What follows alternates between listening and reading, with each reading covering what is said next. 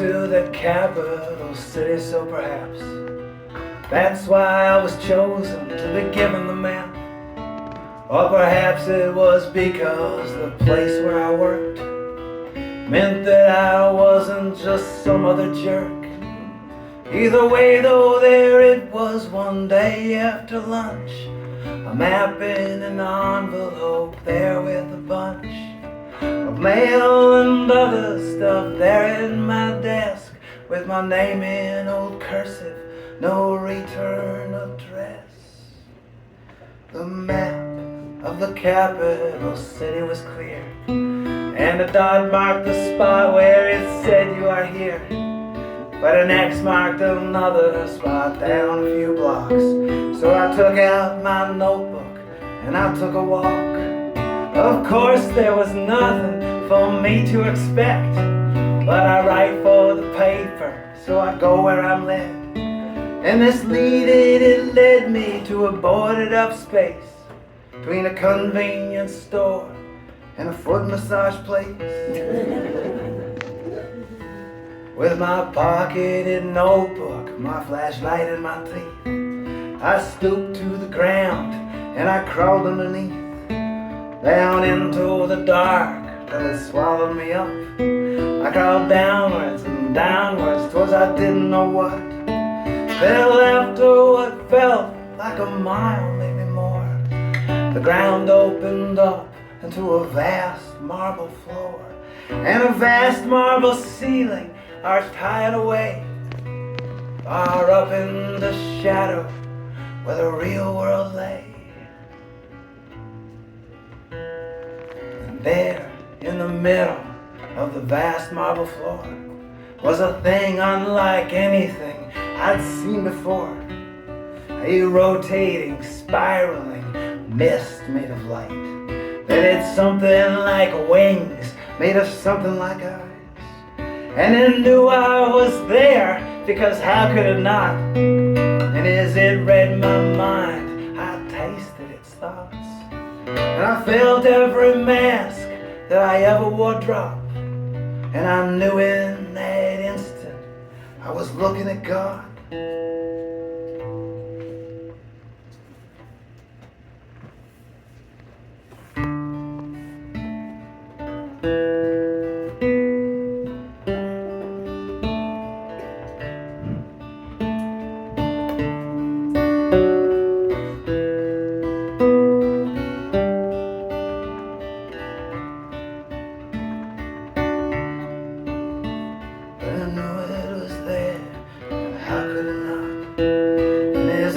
My mind, I tasted its thoughts.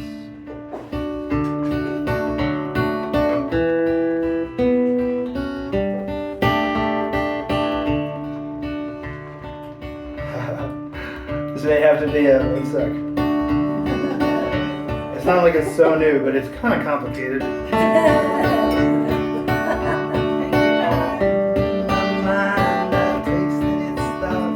I felt every mask that I ever wore drop, and I knew in that moment I was looking at God.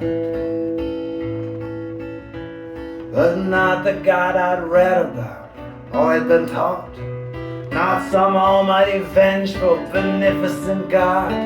This God had been humbled or diminished or both, and whatever it once was now tied to a post.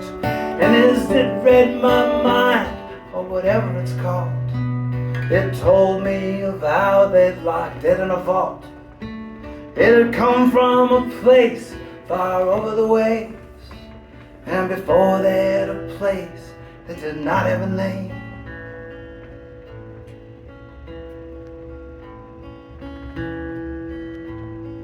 And so they had used it for all of it, with its moral authority each time they'd win, and in fear of escapes, and in hopes just to keep the God to themselves, they had buried it deep.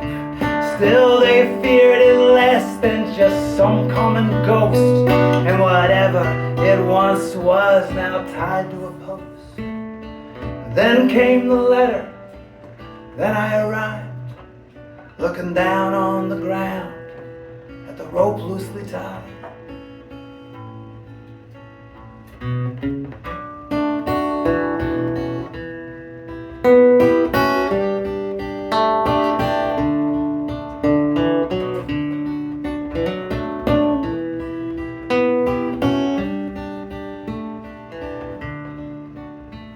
Oh, to have been trapped here for hundreds of years, fed on requests, watered with tears, when like all wild things it deserved to be free, to live on its own, and maybe then so could we. So the light burned my face as I worked out the knots, and the wind from the howling wings was so hot that I thought I might die till the rope fell away, and I fell to the ground. That's where I stayed. When I awoke in the darkness, alive and alone, the God once possessed 'neath the city had flown. So I picked up my flashlight and left as I came. Back out on the street, it had started to rain.